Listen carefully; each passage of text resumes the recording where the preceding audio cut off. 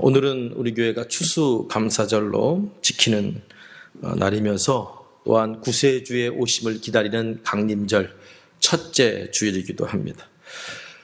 우리가 비록 힘든 한 해를 보내고 있지만 우리가 지난주에 여러분들에게 말씀드렸던 것처럼 어떻게 한 주간 동안 이삭의 은혜를 좀 떨어보셨어요?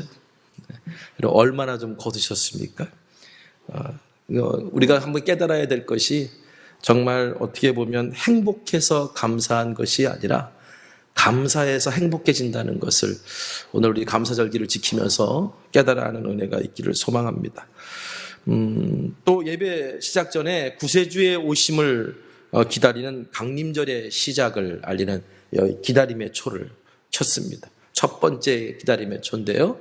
이 기다림의 초가 다 켜졌을 때, 그리고 성탄절날 성탄의 초가 밝혀졌을 때, 어두운 세상을 밝히 비쳤던 성탄의 별처럼 우리가 강림절을 보내면서 우리의 믿음이 자라고 성장해서 많은 사람을 옳은 대로 인도할 수 있는 별처럼 빛나는 믿음이 우리 가운데 밝히 비춰지기를 또한 소망합니다.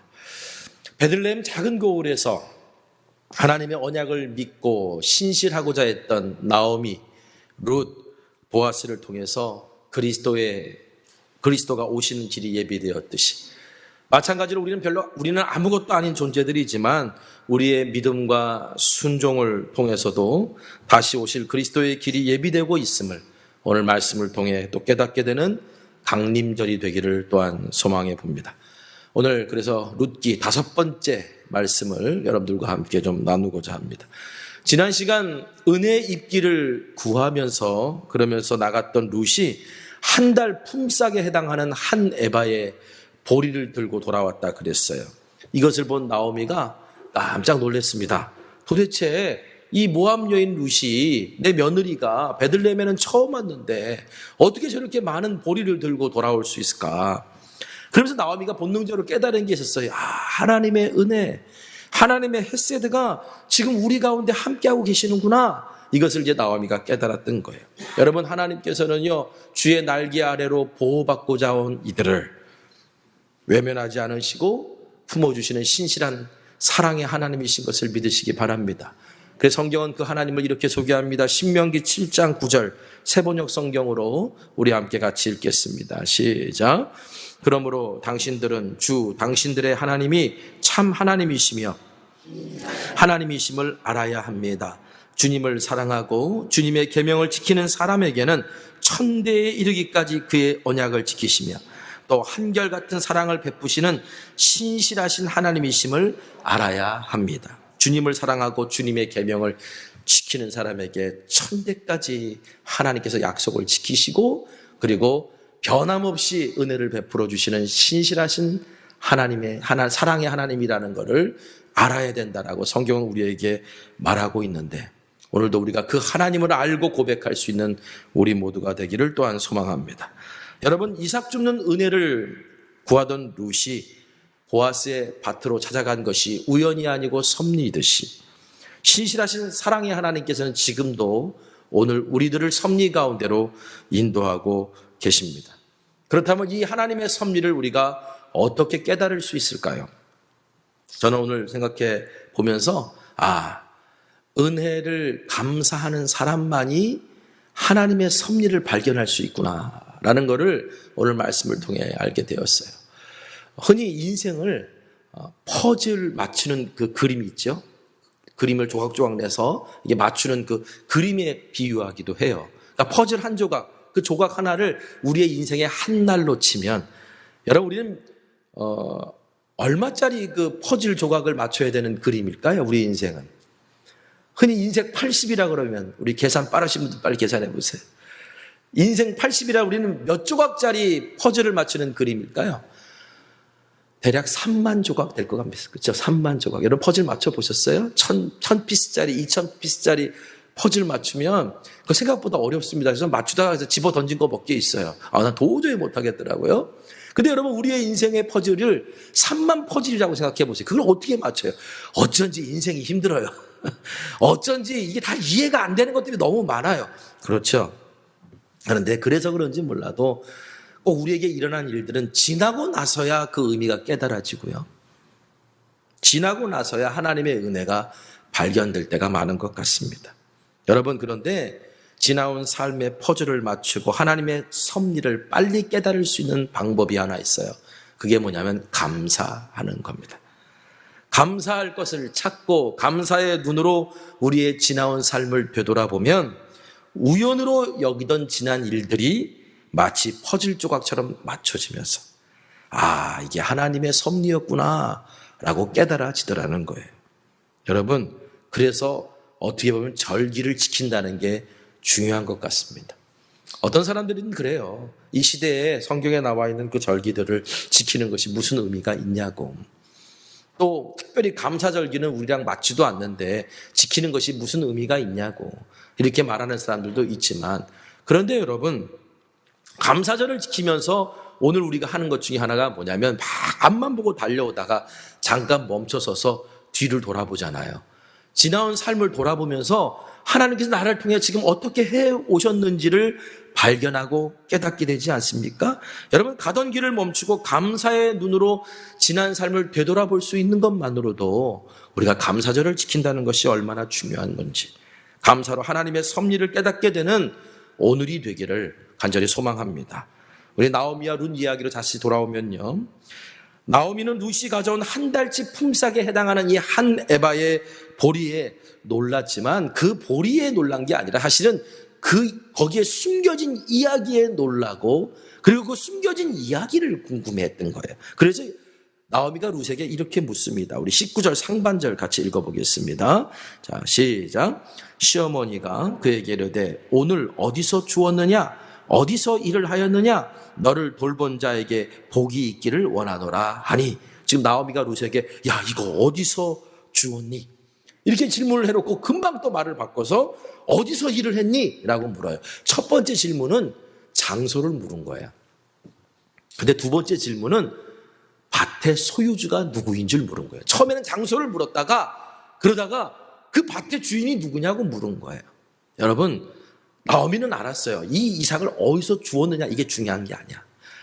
거기 가면 또 그 이삭을 주울 수 있으니까 어디서 주었느냐 그걸 중요한 게 아니라 그 이삭을 줍도록 허락한 사람이 누구냐, 그 밭의 주인이 누구냐, 이거를 사실은 나오미가 물었던 거예요. 우리가 지금 예배를 드립니다. 아마도 지금 우리가 뭐 2단계의 지금 상황 가운데 있는데 2.5단계로 격상이 되면 우리가 이제 대면 예배를 못 드리고요, 온라인 예배로 드려야 되거든요. 오늘 이제 그게 발표가 나는데 그렇게 될 수도 아마 있을 것 같기도 해요.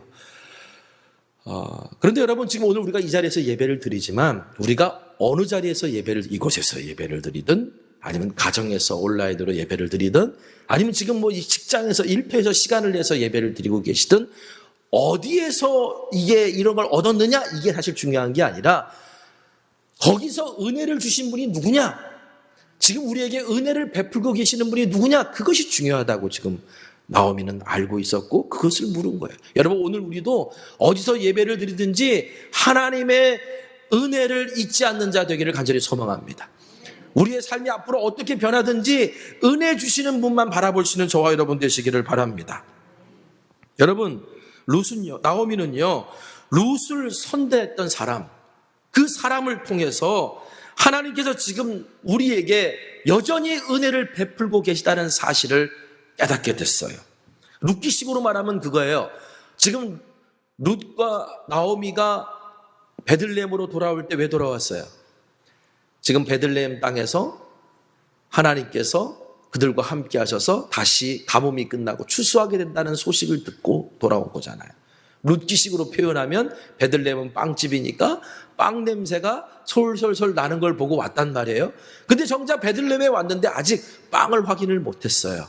베들레헴에 왔는데 아직 빵 냄새를 맡지 못했어요. 그런데 하나님께서 나오미의 며느리였던 룻을 통해서 보리 이삭을 가져오게 한 것을 보고 나서 나오미는 그제서야 거기서 빵 냄새를 맡기 시작한 거예요.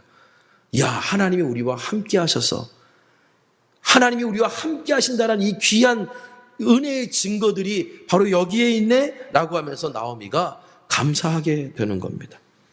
그리고 그 향기를 일으킨 주인공이 누구냐? 그 주인공에 대해서 궁금하기 시작했던 거예요.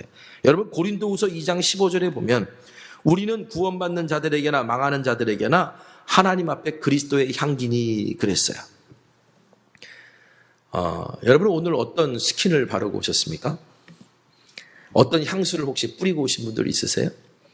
그 내가 막 향기를 내려고 막 한다고 나는 게 아니라 그 향기가 나한테 지금 있기 때문에 자연스럽게 향기가 흘러나오는 거 아니겠어요? 그리스도의 향기라는 것도 마찬가지예요. 오늘 내 안에 그리스도가 계시기 때문에 자연스럽게 향기가 나는 것이고 그 향기를 맡고 사람들이 그리스도께로 다가오는 겁니다. 마찬가지로 보아스가 룻에게 선도했는데 그 룻에게 선도했던 그 이삭의 단에서 생명의 향기가 나기 시작한 거예요. 그러니까 룻이 그것을 통해서 하나님이 함께 하신다는 걸 깨닫게 된 것처럼 오늘 저와 여러분이 우리 안에 그리스도가 계신다라고 하는 그 사실이 우리의 삶에서 향기로 비춰지고 그래서 많은 사람들을 주님께로 인도하시는 축복의 통로로 쓰임받게 되기를 소망합니다.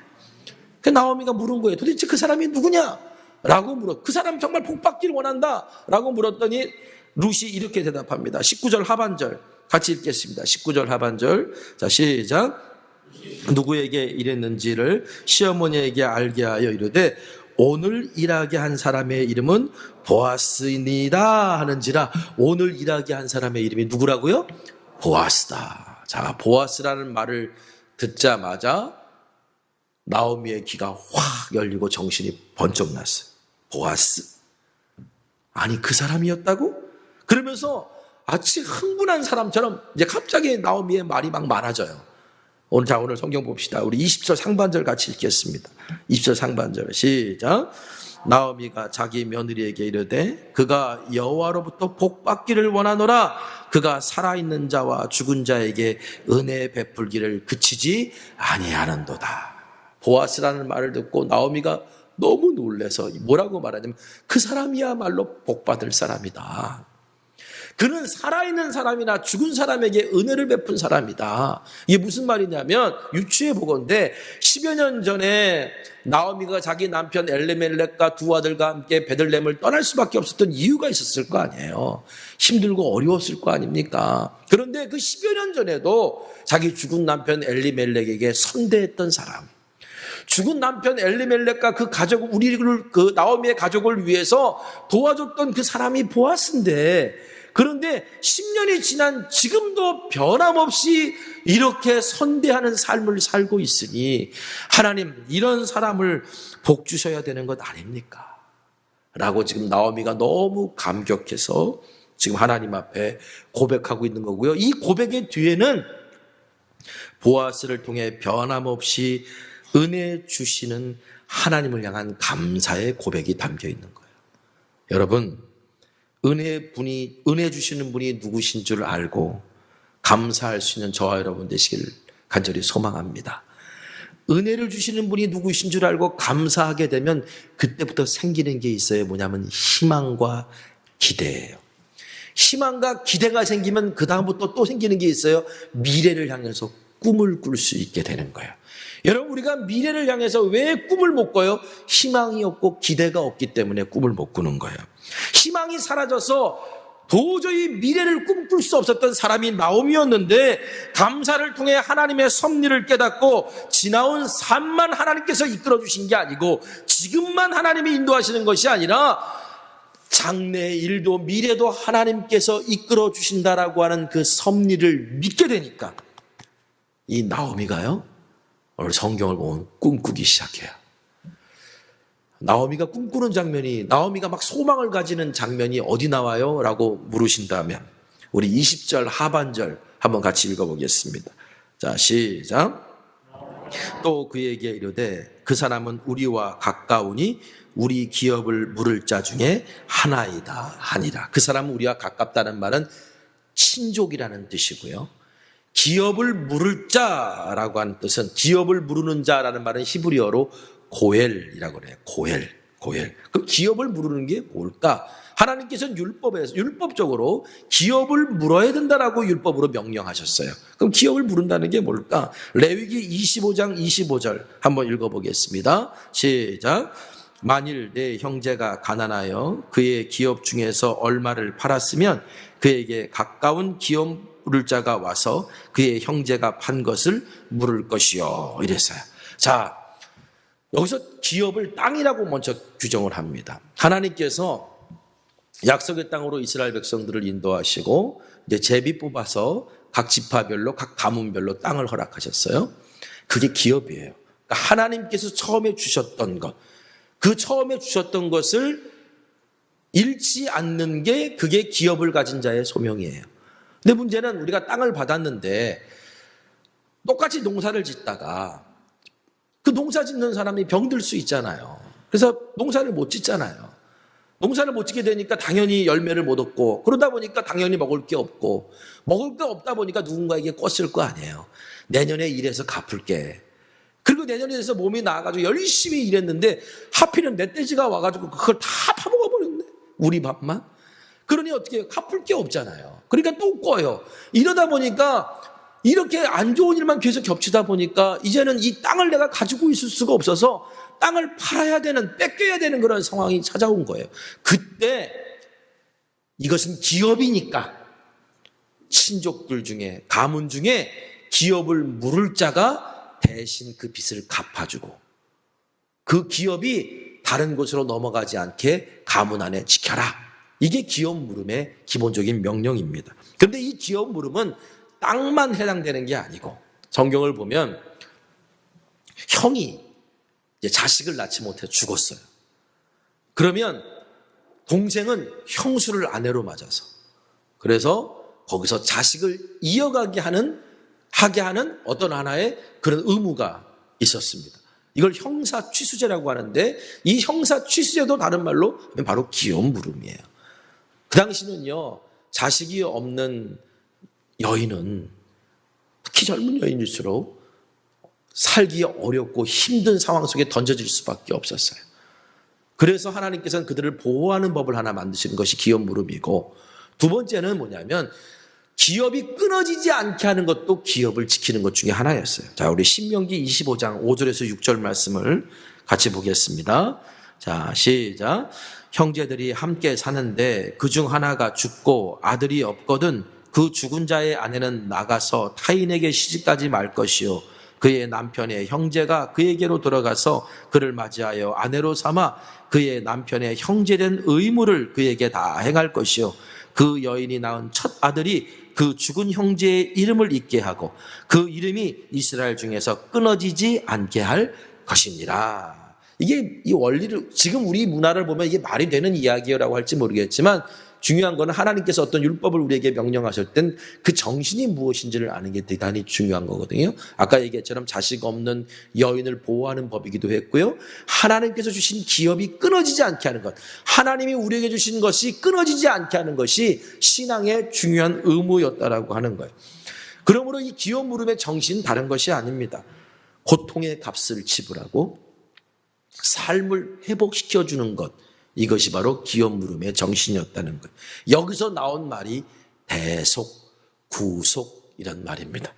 여러분, 예수님께서 우리가 죽어야 되는데 우리 죄 대신 값을 지불하시고 십자가에서 스스로 고엘이 되셔서 죽으신 사건, 그걸 우리가 무슨 사건이라 그래요?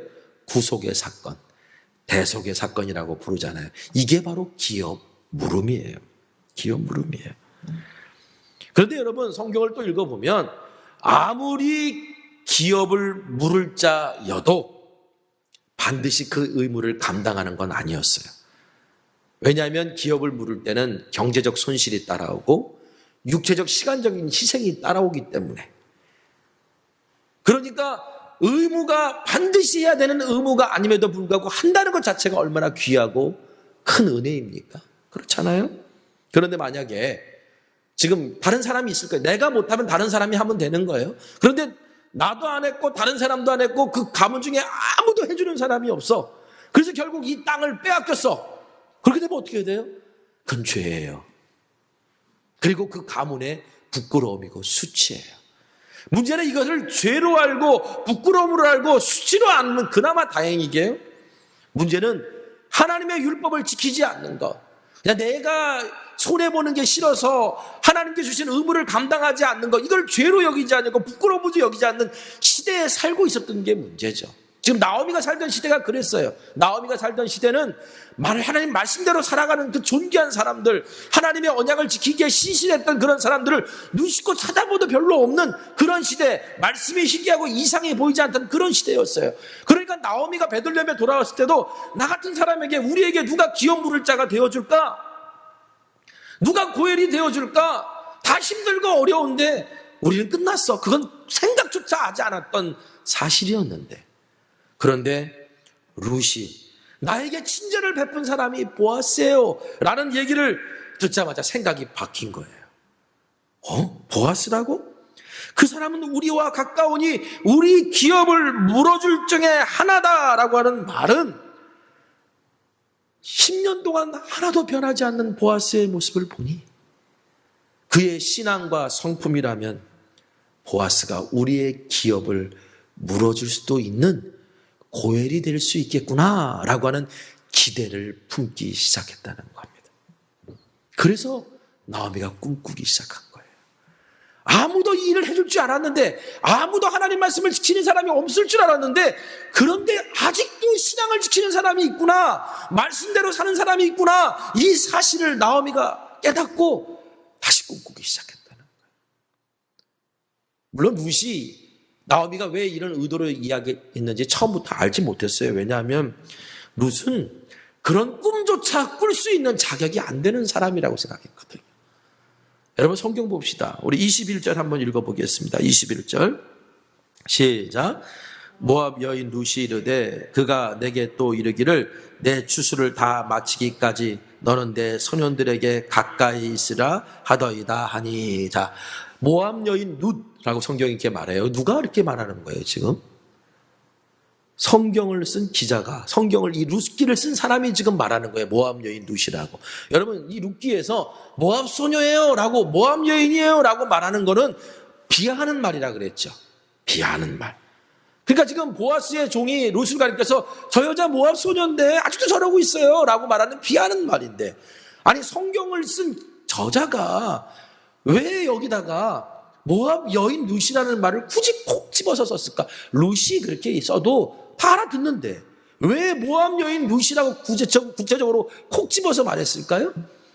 지금 기업 물음과의 관계에 있어서 룻은요, 베들레헴의 유력한 자 보아스가 나처럼 베들레헴에서 가장 낮고 천한 자 룻을 위해서 기업을 물어주는 사람 고엘이 될 것이라고는, 그는 이미 꿈의 리스트에도 들어갔지 않은 그런 상황이었다라는 것을 말해주는 거예요.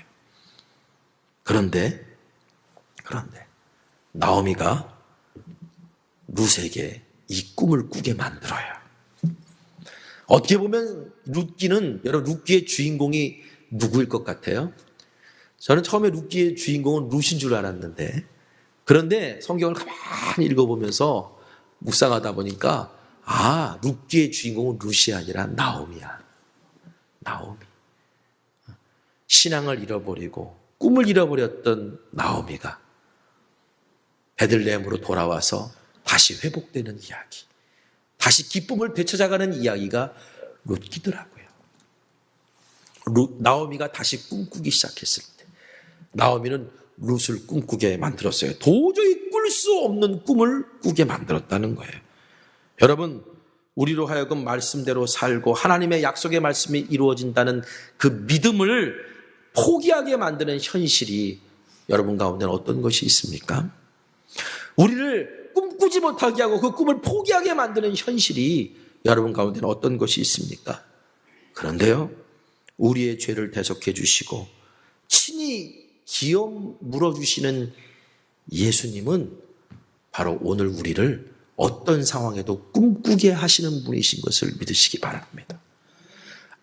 베들레헴에서 가장 낮은 여인이었던 룻이 보아스를 통해 꿈꾸게 되었듯이 오늘 우리는 죽을 수밖에 없고 아무런 것도 할 수 없는 인생이었는데 바로 예수님을 통해서 오늘 우리는 꿈꿀 수 있는 존재가 됐다는 거예요. 저는 그래서 이런 믿음이 있어요. 예수 믿으면 변한다. 믿으십니까? 여러분, 예수 믿으면 변해야 되는 게 진리예요. 예수 믿으면 없던 꿈도 생겨요. 꿈꾸지 못했던 사람들이 예수 믿으면 꿈꾸게 돼요. 그러니까 교회는요, 꿈으로 가득 차야 돼요. 교회는 꿈꾸는 사람들로 가득 차야 돼요. 왜? 우리는 예수님 믿었으니까. 우리는 예수님을 만났으니까. 보아스란 이름만 듣고도 나오미는 꿈꿨잖아요. 오늘 우리도 마찬가지로 예수의 이름만 듣고도 꿈꿀 수 있는 존재가 돼야 돼요. 아무리 꿈꿀 수 없는 상황에 던져졌더라도 그래, 예수님이 계시지. 그러니까 오늘 우리는 꿈꿀 수 있어야 되는 거예요. 여러분, 나오미가 룻을 꿈꾸게 만들었듯이 여러분, 우리들도 꿈꾸지 못하는 세상을 향해 꿈꿀 수 있게 해야 되는 사명이 우리 가운데 있음을 믿으시기 바랍니다. 어떤 사람이 진짜 꿈을 갖고 있는 사람인 줄 아세요? 내가 가진 꿈으로 누군가의 심장을 뛰게 해줄 수 있는 사람, 내가 가진 꿈으로 누군가를 설레게 해줄 수 있는 사람, 그런 사람이야말로 진짜 꿈을 가지고 있는 사람이에요.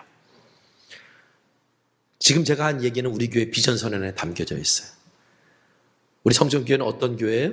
어떤 교회가 되기를 원해요? 꿈꾸며 꿈꾸게 하는 거룩한 샘 성천교회. 꿈만 꾸는 게 아니고 누군가를 꿈꾸게 만들 수 있는 가슴 뛰는 이야기가 있고 가슴 뛰는 은혜가 있는 그런 교회가 되기를 간절히 소망합니다. 보아스가 룻에게 이렇게 부탁했어요. 추수가 마칠 때까지 내 밭을 떠나지 말고 나의 일꾼들과 함께 있어라. 룻이 나오미 어머니에게 보아스가 이런 말을 했어요 라고 전달하니까 나오미가 룻에게 아주 신신당부하는 말이 있습니다. 자, 22절, 23절 한번 같이 읽어보겠습니다. 시작. 나오미가 며느리 룻에게 이르되 내 딸아 너는 그의 소녀들과 함께 나가고 다른 밭에서 사람을 만나지 아니하는 것이 좋으니라 하는지라. 이에 룻이 보아스의 소녀들에게 가까이 있어서 보리 추수와 밀 추수를 마치기까지 이삭을 주우며 그의 시어머니와 함께 거주하니라. 자, 이게 한마디로 말하면 이거예요. 나오미가 룻에게 너 이제 정신 똑바로 차려야 돼. 처신 잘해야 돼. 이제부터가 중요해 라고 하는 말이에요. 여러분, 이삭을 줍다 보면 이삭 줍는 게 아무것도 아니더라도요, 바닥에 떨어진 걸 줍다 보면 그게 은근히 중독성이 있어요. 그렇죠? 모아지는 재미가 있잖아요. 막 모아지잖아. 모아지니까 어떻게 해요? 줍다 보니까 더 갖고 싶은 욕심도 생기고 그러니까 다른 밭으로 넘어갈 수도 있잖아요. 지금 나오미가 룻에게 그거 하지 말라는 거예요. 제가 예전에 섬기던 교회에서 새벽 기도회가 끝나고 나면 이제 기도하시는 분들이 뭐 1시간도 기도하시고 이렇게 기도하십니다. 그래서 끝나고 나면 항상 기도하시는 분들이 계셨어요. 그런데 꼭 어떤 한철만 되면 새벽 예배가 딱 끝나자마자 기도하는 사람이 싹 없어져. 그 어떤 철인 줄 아세요? 밤 떨어지는 철. 밤 떨어지는 철. 그러면 새벽 기도로 왔다가 이제 끝나고 나면 누가 밤 주워갈까봐 잽싸게 그냥 나가가지고 다 밤 주스러 나가는 거예요. 그래서 지금 밤 떨어진 철이구나 하는 걸 알려면 저기 새벽 기도에 사람이 예배 끝나고 바로 사라지면 딱 알 정도예요. 근데 여러분, 밤 줍는 것도 그 재밌잖아요. 밤 까고 막 줍다 보면 산에서 길을 잃기도 하고요, 헛다리 짚기도 하고요, 실족하기도 하고 이런 일들이 생깁니다. 지금 룻이요, 이삭을 줍다가 보니까 오늘은 더 걷어야지, 오늘은 더 걷어야, 그러다가 어떤 밭? 다른 밭으로 넘어갈 수도 있었어요. 나오미가 그거 하지 말라는 거예요. 괜히 다른 밭으로 넘어가면 너 모함 여인이잖아. 너를 지켜줄 사람이 아무도 없잖아. 괜히 다른 밭으로 갔다가 험한 꼴 당하지 마라.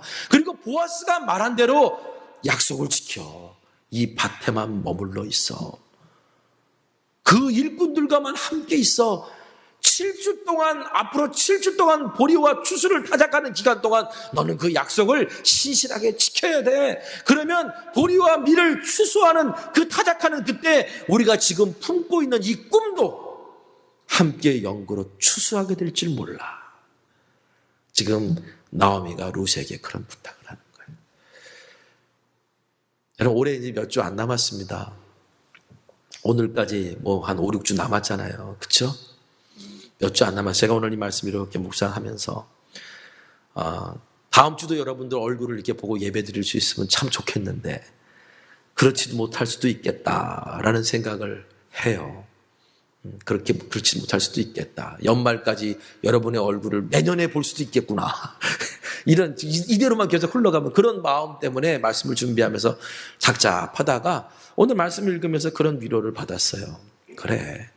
상황이 어떻게 가고 현실이 어떻게 변하든 간에 하나님께서 우리에게 약속하신 것이 있어. 성령의 바람이 불어올 때 믿음의 돛을 펴자. 아직 끝나지 않았어요. 우리가 은혜의 자리를 지키고 하나님의 약속을 신뢰하며 우리가 정말 예수만 히브리서 12장 2절에 있는 말씀처럼 믿음의 주여 또 온전케 하시는 예수를 바라보는 삶을 살고 있으며 분명하게 세상에 추수가 일어날 때 우리가 꿈꾸던 것들도 추수하게 하시는 하나님의 은혜와 섭리가 있게 될 것이다. 그러면 여러분 우리가 다음 주에 얼굴을 보고 예배를 드리든 아니면 못 보고 온라인으로 예배를 드리든 간에 여러분 그 어디서든지 은혜의 자리를 떠나지 마시고 예수님 바라보시기를 주님의 이름으로 축원합니다. 소망을 가지시고 꿈꾸는 걸 포기하지 마시고 하나님께서 오늘 우리에게 주신 약속을 반드시 이루실 거라고 하는 그 믿음의 고백이 있어서 주님의 뜰을 벗어나지 않고 주님 안에 우리가 거할 수 있다면 요한복음 15장 5절 말씀처럼 나는 포도나무여 너희는 가지나 그가 내 안에 내가 그 안에 거하면 사람이 열매를 많이 맺나니 나를 떠나서는 너희가 아무것도 할 수 없습니다. 오늘 저와 여러분이 어디 있든지 무엇을 하든지 주님께서 우리에게 약속하신 그 귀한 열매를 맺는 감사의 소식이 들려오기를 간절히 소망합니다. 추수감사주일인 오늘 은혜로 주신 이삭을 떨며 하나님께 감사하고 감사한 것들을 잘 구별해서 새로운 한 해의 씨앗으로 삼으십시오. 그리고 주님이 앞으로 여실 세기를 꿈꾸며 바로 이 기다림의 절기 강림절을 보내는 저와 여러분 되기를 간절히 소망합니다. 우리 함께 기도했으면 좋겠습니다. 말씀 붙들고 기도했으면 좋겠습니다.